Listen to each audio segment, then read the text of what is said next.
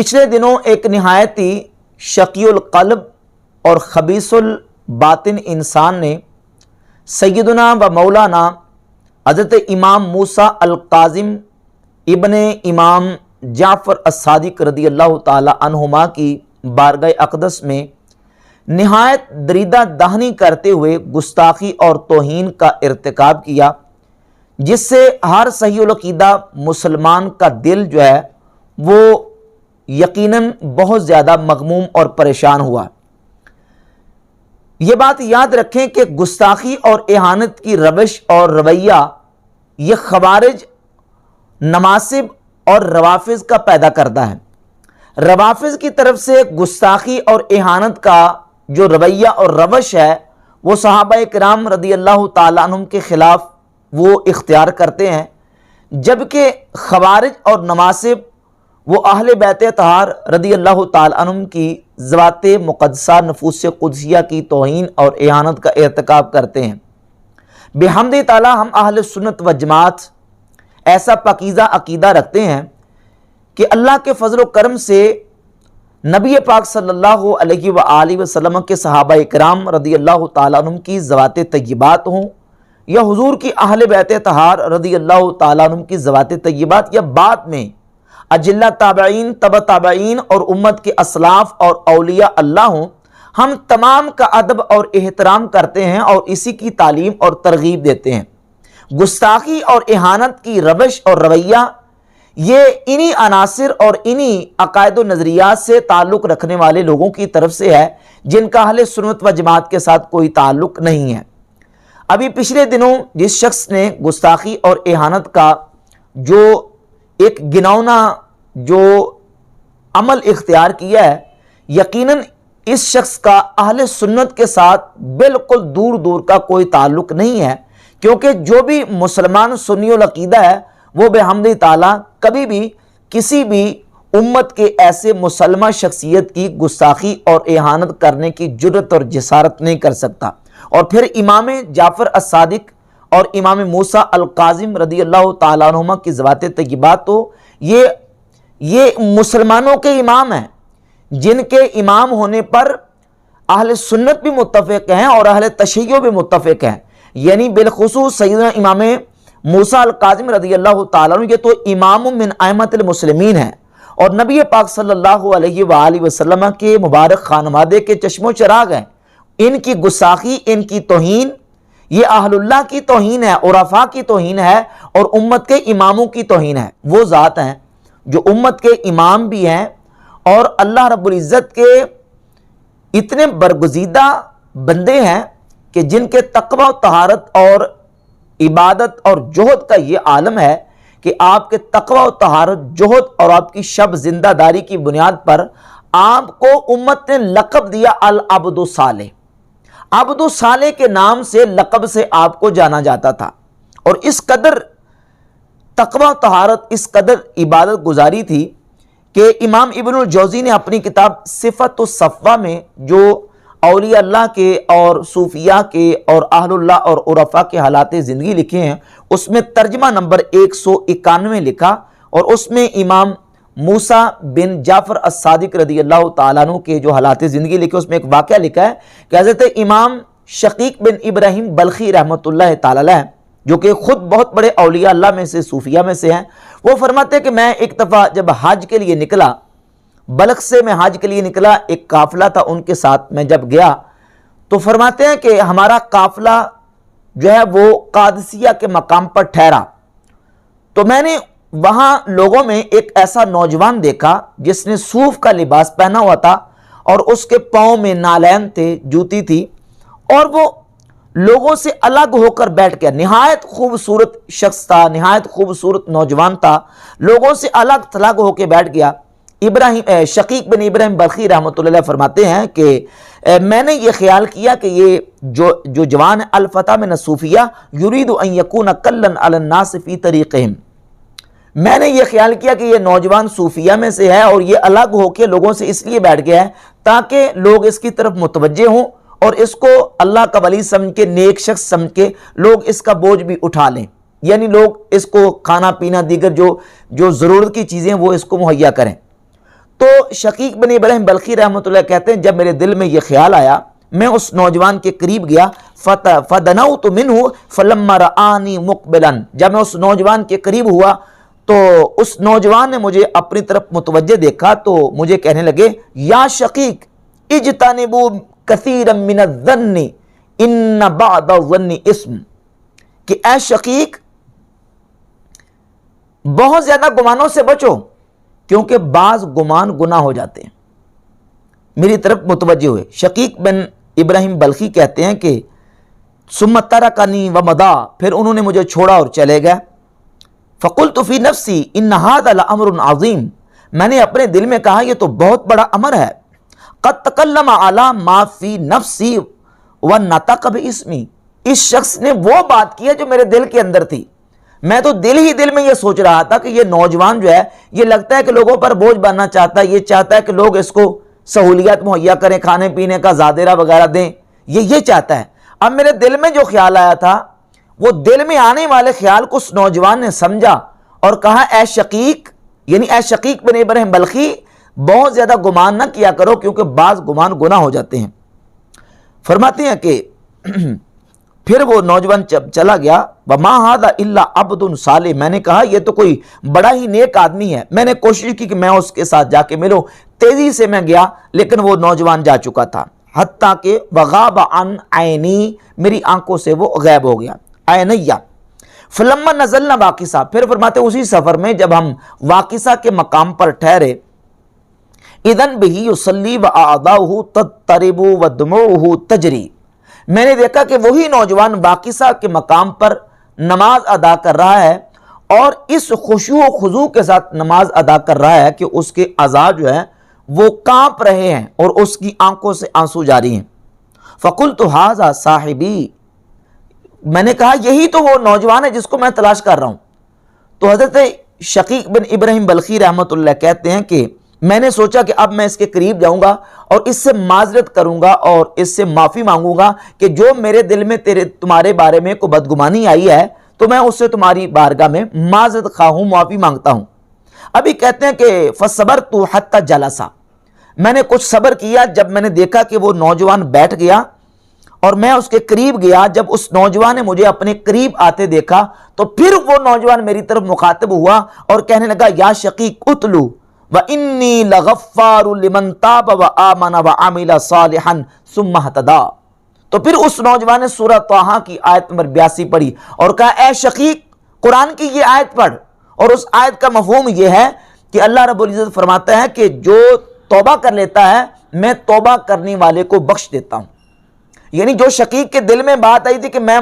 ان سے معافی مانگوں، معذرت کروں، تو حضرت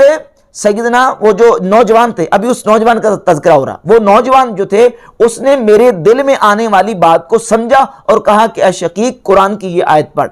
یعنی جس آیت کا مضمون یہ ہے، مفہوم یہ ہے کہ جو بندہ اللہ کی بارگاہ میں توبہ کرتا ہے اللہ رب العزت اسے بخش دیتا ہے۔ تو شقیق بن ابراہیم بلخی رحمۃ اللہ فرماتے ہیں ثم ترکنی ومضی، پھر اس نوجوان نے مجھے چھوڑا اور چلا گیا۔ میں نے کہا ان ھذا الفتى لمن الابدال، میں نے کہا یہ نوجوان تو کوئی ابدال معلوم ہوتا ہے، یعنی ابدال جو اولیاء اللہ کے درجات میں سے ایک درجہ ہے، یہ تو بہت بڑا کوئی ابدال معلوم ہوتا ہے۔ وقد تکلم علی سری مرتین، اس نے 2 مرتبہ میرے دل میں آنے والی بات کو سمجھا اور اس کا جواب دیا۔ فلما نزلنا رمالا، پھر کہتے ہیں کہ اسی سفر میں تیسرے مقام پہ، مقام رمالہ کے مقام پر ہم ٹھہرے، اذن بالفتى قائم علی البئر وبیدہ رکوۃ، میں نے دیکھا کہ وہی نوجوان مقام رمالہ پہ کھڑا ہے اور وہ نوجوان ایک کنویں کے کنارے کھڑا ہے اور اس کے ہاتھ میں ایک پیالہ ہے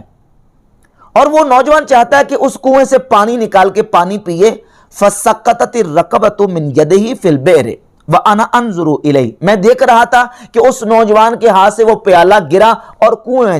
جا پڑا۔ فرأیتہ قد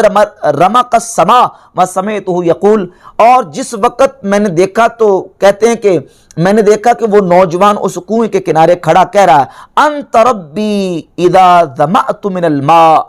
وقوتی اذا اردت طعاما،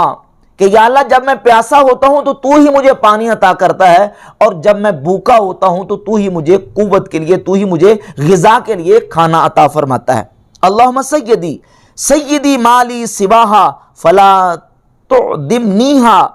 قال شقیق فواللہ لقد رأیت البئر قد ارتفع ماؤہا۔ کہتے ہیں اس نوجوان کے یہ دعا کرنے کی دیر تھی کہ اللہ کی قسم میں نے دیکھا، شقیق کہتے ہیں میں نے دیکھا کہ اس کنویں کا پانی بھر آیا، فمد یدہ فاخذ الرکوۃ، اس کا کنویں کا پانی جب اوپر آ گیا، اس نوجوان نے اپنا ہاتھ آگے بڑھایا اور ہاتھ آگے بڑھا کے اس پیالے کو پکڑ لیا۔ جب کنواں بھر گیا تو اس نوجوان نے اس کنویں سے وضو بھی کیا، وصلی 4 رکعات اور 4 رکعت نماز ادا کی، ثم مالا الی کثیب رمل، پھر وہ نوجوان ایک ریت کے ٹیلے کی طرف بڑھا، اور ریت کے ٹیلے کی طرف بڑھ کے اس نے اس پیالے میں ریت ڈالی شروع کی، اور ریت ڈال کے اس کو ہلایا اور ہلا کے پینا شروع کیا۔ میں اس نوجوان کے قریب گیا اور جا کے کہا کہ جو اللہ نے تجھ پر فضل و احسان اور نعمت کی ہے تو مجھے بھی اس میں سے عطا کر۔ تو اس نوجوان نے پھر جب مجھے پیالہ دیا اور اسی پیالے سے میں نے جب پیا، تو شقیق بن ابراہیم بلخی کہتے ہیں کہ میں نے جب اس سے پیا تو کہتے ہیں فواللہ ما شربت قط الذ منہ، اللہ کی قسم اس سے زیادہ لذیذ پانی، اس سے زیادہ مزیدار پانی میں نے آج تک نہیں پیا، ولا اطیب ریحا منہ، اور اس سے زیادہ خوشبودار پانی میں نے آج تک نہیں پیا۔ فشبعت، اور جب میں سیر ہو گیا پانی پی کے اور میں بالکل پانی سے میرا پیٹ بھر گیا، تو فاقمت ایاما لا اشتہی طعاما ولا شرابا، کتنے دن گزر گئے، شقیق بن ابراہیم بلخی کہتے ہیں کہ کتنے دن گزرنے کے بعد بھی میں نے نہ پانی کی پیاس محسوس کی ہے اور نہ کھانے کی بھوک محسوس کی ہے اس پانی کی برکت سے۔ کہتے ہیں کہ پھر اسی طریقے سے ایسے ہی کئی راتیں گزر گئیں، اور جب میں نے حرم شریف میں داخل ہوا، لم اراہ حتی دخلنا مکہ فرأیتہ لیلۃ الی جنب قبۃ الشراب فی نصف اللیل یصلی بخشوع وانین وبکاء، میں نے دیکھا کہ وہی نوجوان حرم کعبہ میں مطاف میں ایک مقام پہ بیٹھا ہوا ہے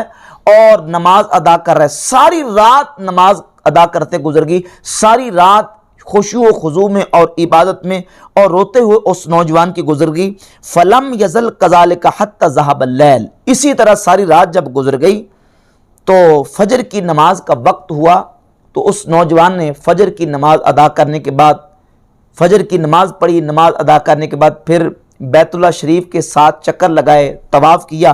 جب طواف کر کے وہ نوجوان اپنی عبادت مکمل کرنے کے بعد واپس لوٹا تو ایک بہت بڑا جمع غفیر اس نوجوان کے ساتھ تھا، غلام اور ان کے عقیدت مند، ان کے جان نثار ان کے ساتھ موجود تھے۔ جب میں نے اسی نوجوان کو اس حالت میں دیکھا کہ جب سفر میں تھا، تنہا اکیلا تھا، اور یہاں حرم مکہ میں اس کے ساتھ ایک غلاموں کی، عقیدت مندوں کی ایک بہت بڑی جو ہے وہ ہجوم موجود ہے، تو میں نے پوچھا کہ یہ نوجوان کون ہے جو لوگ بڑھ بڑھ کے آگے ان کو سلام کر رہے ہیں، یہ نوجوان ہے کون؟ تو فقلت لبعض من رأیتہ یقرب منہ من ھذا الفتى فقال ھذا موسیٰ بن جعفر، تو لوگوں نے کہا کہ یہ کوئی عام شخص نہیں ہے، یہ حضرت موسیٰ بن جعفر الکاظم رضی اللہ تعالیٰ کی ذات گرامی قدر۔ تو اس وقت میں نے جب آپ کی یہ شان و عظمت دیکھی تو شقیق بن ابراہیم بلخی رحمۃ اللہ فرماتے ہیں کہ میں نے اسی وقت کہا عجبت ان تکون ھذا العجائب الا لمثل ھذا السید، جو سفر میں اتنے عجائب اور اتنی خارق عادات اور یہ کرامات جو میں نے ان کی دیکھی ہیں، یہ اسی طرح کے سید ہی سے واقع ہو سکتی ہیں جو کہ میں نے سفر کے دوران انہی موسیٰ الکاظم رضی اللہ تعالیٰ عنہ سے دیکھی ہیں۔ تو سیدنا امام موسیٰ الکاظم رضی اللہ تعالیٰ کی ذات اقدس کی عظمت و شان کے حوالے سے یہ جو واقعہ ہے، یہ آپ کی عظمت پر، آپ کے جو نا وہ عبادت، آپ کے جہد اور آپ کے تقوی و طہارت پر بہت بڑی ایک دلیل ہے کہ اس قدر آپ جو نا وہ تقوی و طہارت اور شب زندہ دار تھے، تقوی و طہارت کے مالک تھے۔ اور یہ ان ائمہ اہل بیت میں سے ہیں کہ جس وقت امام علی رضا رضی اللہ تعالیٰ عنہ نیشہ پور تشریف لے کے آئے تو اس وقت نیشاپور کے بڑے بڑے علماء نے آپ کی بارگاہ اقدس میں گزارش کی کہ آپ ہمیں کوئی اپنے آباء و اجداد سے روایت آنے والی جو حدیث ہے وہ حدیث پڑھ کے سنائیں۔ تو سیدنا امام علی رضا رضی اللہ تعالیٰ عنہ نے جو حدیث لوگوں کے سامنے پڑھ کے سنائی، اس میں بھی امام موسیٰ الکاظم رضی اللہ تعالیٰ عنہ کا نام آتا ہے۔ امام علی رضا رضی اللہ تعالیٰ عنہ نے جس سند کے ساتھ حدیث پڑھ کے سنائی، امام ابن حجر مکی حیتمی نے اپنی کتاب الصواعق المحرقہ کے صفحہ 122 پہ اس کو ذکر کیا ہے۔ امام علی رضا اس سند کو اس طرح بیان کرتے کہ حدثنی ابی موسیٰ الکاظم عن ابی ہے جعفر الصادق، کہ مجھے میرے باپ موسیٰ کاظم نے حدیث بیان کی، ان کو ان کے والد حضرت امام جعفر صادق نے حدیث بیان کی، اور ان کو ان کے والد امام محمد باقر نے حدیث بیان کی، ان کو ان کے والد امام زین العابدین نے حدیث بیان کی، ان کو ان کے والد حضرت امام حسین رضی اللہ تعالیٰ نے حدیث بیان کی، اور ان کو ان کے والد مولا علی نے حدیث بیان کی۔ مولا علی کہتے ہیں حدثنی حبیبی وقرۃ عینی رسول اللہ صلی اللہ علیہ وسلم، مجھے